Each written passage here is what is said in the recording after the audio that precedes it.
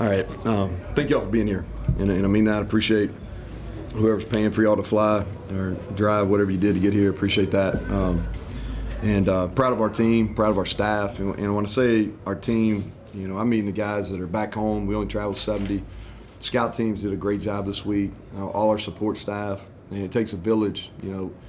We had a good week of weather at home, but it was in the 70s. We come down here, it's mid-80s, and that takes everybody from nutrition, strength conditioning, sports psych, the whole deal. And, just really proud of the team, players, and staff all the way around. And we've got a resilient group. And if you've been paying attention to us all year, we've been a group, even when bad things happen, we've always responded, and I said this on our press conference on Monday. We were really close to being a 6-1 team coming in this game, and now we're really close to being a 7-1 team. But we've been resilient. We've been able to bounce. We've been able to bounce back when bad things happen, and I thought that was again today, guys. We had some guys get hurt. And we played 2 backup linemen for majority of the game. We had a couple receivers went down. We played a bunch of different receivers in the game. Linebackers, we rotated some guys that hadn't played before. And so, Riley Collins came in and played, and we had a bunch of different faces on special teams. But the group is really resilient. And I told them this, and I really believe this as a coach. We earned this on Tuesday and Wednesday. And when we brought them back, we mixed up our week last week. We practiced on Sunday. We won't do that the rest of the time, but we practiced on Sunday. And when we brought them back on Tuesday morning, the group had energy, man. They had really good energy. And I think that speaks to our leadership. But again, I think it speaks to the leadership coach-wise on each side of the ball.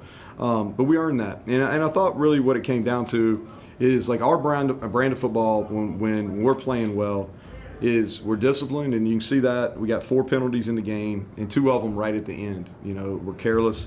4 penalties, fundamentals, and I think that shows up in time of possession offensively because we're not doing things that hurt ourselves. We're a team that plays really hard, and you can talk to any opposing group. We play really, really hard. The thing, we're tough, and I already talked about the mental toughness, but we're physically tough up on both sides of the ball up front. And we didn't tackle as good as we need to today. It was better than last week. But I thought we really did a good job striking people. And the last thing is we play relatively smart football. There's a couple things that we got to get corrected. I love Garrett. There's a couple things he's got to be smarter about, and he's learning. But that's who we are. And I think the stat that I sit in here last Saturday after a disappointing loss and said the one stat that really sticks out is points off turnover differential, right? And that's something that we had worked a ton, because you go back and look at who wins games in the Big 12. Everybody talks about the turnover margin, but that's true. But it's really, what's the differential? All right, who scores points off turnovers, and what's that differential? And we worked a lot of it in the spring, into fall camp, and today that was the reason we won the game. We had 21 points off turnovers. All right, or takeaways. We call them takeaways. Central Florida call them turnovers. We call them takeaways. We scored 21 points, and that was the story of the game. So Neal, you look like you were pushing this pedal right from the beginning. A 4th down in your own end, and you go for it. It hits. So Did you go in with that mindset that we're just laying it out? Yeah, we were going to be in attack mode, man. I told him, my message to him last night, and I usually don't talk to him on Friday night. I usually wait till Saturday morning, but I want him to understand 2 things. And the first one was we need to be the most excited to play, and not just when everything's going good, but throughout the game. And I thought we had great energy. The second thing is I love basketball. I use a lot of basketball references, and I was telling him a story about Mike Malone and the Denver Nuggets last year in the finals, and him talking to Jamal Murray, and he was like, "You're a shooter." Shooters shoot. And that's what I was telling our guys. Shooters are going to shoot tonight or tomorrow. And that was the mentality. We were going to be in attack mode. And I think you can't just, as a coach, you can't just talk that. You got to show it. And so, we went forward on 4th and 1, in our own territory to start the game. Because I knew even if we didn't get it, they said, hey, he said we were going to shoot, and here we are. Same thing. We went 4th and 2, and we called the pass play. We were going to attack and shoot a shot in this game. So all that said, is that a tough choice, though, that deep on your own? I know you say that, but when it comes down to it? Because really basically is we've ran the ball really well, okay? And CJ had a different mentality this week, so I had a lot of confidence in him. And they've had some issues stopping the run. So we go into it, and the data analytics, in which I go into heavy on Thursday, kind of think about it, and by Friday afternoon I pretty much know how we're going to play the game on fourth down. And so made the decision, on Friday, hey, we're going to be really aggressive. We probably would have gone for it 4th and 1 back to maybe the -30. But that was the kind of thinking. Felt good about our ability to run the ball. Defensively, with all the absences you had in the back end, that changed the way you play a little bit in the front end, try to contain a little more, trying to not let guys get out the gate there, make them drive the field? Well, what we did is we played a lot more base defense. We two-gapped a lot up front. We put some more pressure on we tried to clean up the picture for our linebackers, and try to two-gap. We can run in a bunch of bodies. That's one area that we've got some depth. We showed that depth today on the D-line and on the O-line. But we got some big bodies. Thought it cleared up. Linebacker-wise, thought we played better. We're limited on what we can call, due to personnel right now in the secondary because we're thin. Having said that, how big was it to make those big plays in the secondary getting Yeah. receptions, getting turnovers? Beanie Bishop has played outside of one game. He's really played well for us. I think he was leading the country in maybe passes defended, which I don't know if that's necessarily a good stat. That means he dropped some interceptions, right? But he's really cleaned up some of his ball skill habits. It's really not. It's even at this level, it comes down to it's pretty simple. And when y'all teach your kids, like if it's above the waistband, your pointing fingers together. Below your waist, pinkies together. And we're actually taking that and using it, and we actually caught some interceptions today. But no, Beanie's played at a high level. He's been around the ball a lot, and so that was huge. Especially the first one we got because they were driving, and then we immediately turned that into a touchdown.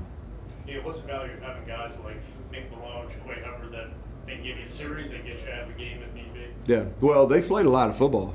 If you look back, going from Penn State on, Malone and Jaquay, who on paper are 6th and 7th, they played a ton of football, and Malone's played a lot at tight end too. So those guys. So it's really not. You don't blink when they go in. There's been times in my career where I'm like, like you gotta really think about how you're going to call the game. But we just kind of rolled with it. We had a little lull there offensively. Really, the only time in the game was there in kind of mid to late second quarter. We didn't play as well as we could, and that's kind of. But other than that, I thought we played well, and we really controlled the game. Yeah, you're good, Mike. Mike, you got on the road, man. Good to see you. You mentioned before a lot of games, you kind of script them out in your head on how you think they're going to go. Did this game kind of meet that in terms of maybe goes back and forth, maybe needs some turnovers to flip things? Well, I felt like, we were going to need some takeaways. They're good on offense. They do a good job.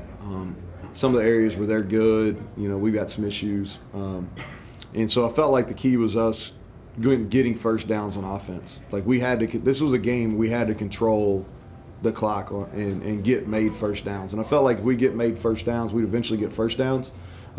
They made it hard on us. They played in the secondary a little bit different. They made it hard on us to get some of our shot plays. The last 2 weeks we've really thrown the ball down the field well. But they made a couple really nice plays on the deep ball, and it was windy. It was a factor today. And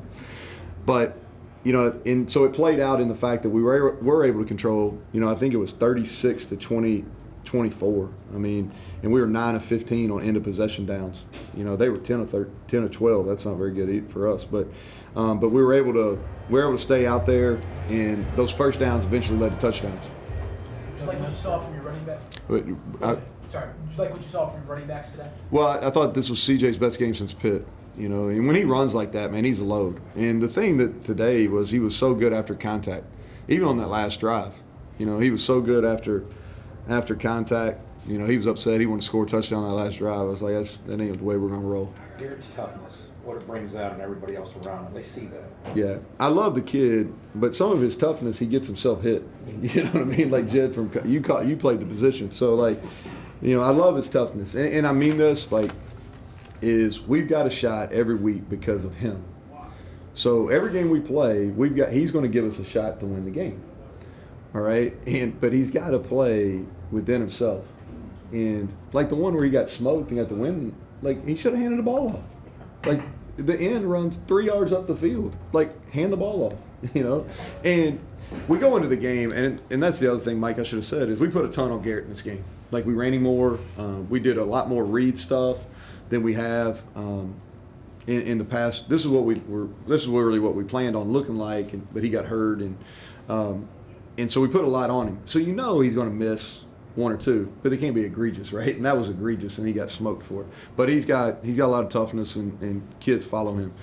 Nestor got a lower leg injury. We're going to get it looked at when we get home. As far as seriousness of it, it was pretty swollen, so we'll see. When you first came here, Neal, you said a team truly becomes a team when the players have the ownership, that it's not you. It starts out, you build it, it's you, the coaches, but when it becomes the players, that's when it's good. How far are you down that path? Well, this is the best group we've had, and you think about it. Now, we've got some guys that have been in our program. Like when we grow out there for captains, Lee's only in his second year, but Aubrey's been here 3 years. Zach Frazier's been here 4. Sean Martin's been here 4. Doug Nestor has been he's in his full third year. And so, those guys have been in our program. And so, offensively, that's where we've kind of been. Our O-line is our hardest working group, right? And they've really helped push our D-line. Our D-line's turned into our second best position group, okay? But between Doug and Zach and Wyatt, to a lesser, because Wyatt's he's not as vocal yet. He will. But those guys, because they're great players, because they're good people, and because they're some of our hardest workers, man, they really influence that. And then Garrett is one of those type kids too. And then on defense, you got Sean and you've got Aubrey, and then Lee is really improving his practice habits. That's where and I told Lee after the game, like, he really, I thought, did a nice job bringing the defense back on Tuesday and Wednesday, because he practiced so hard on Tuesday and Wednesday, it puts pressure on the people around him to practice with that same intensity. Just on the running back note again, how would you evaluate Jaheim? Yeah, it gave us a spark. And this is really what I thought after fall camp that he would be. And when you play true freshman, it's always a trust deal. And he's taking care of his body better, so he's able to practice on Tuesday and Wednesday, get the reps, and then still perform on Saturday now. But he's not making errors and stuff that really could be absolutely critical errors, like not picking up his guy in blitz, right? Aligning wrong. He's not making those critical errors. He did a little bit last week in practice, so that's why he didn't play as much. But this week he was locked in, had a great week, and man, he really played well. Had 9 for 85. That's a really good game. Okay, anything else for Coach? Thank you very All right. much. Safe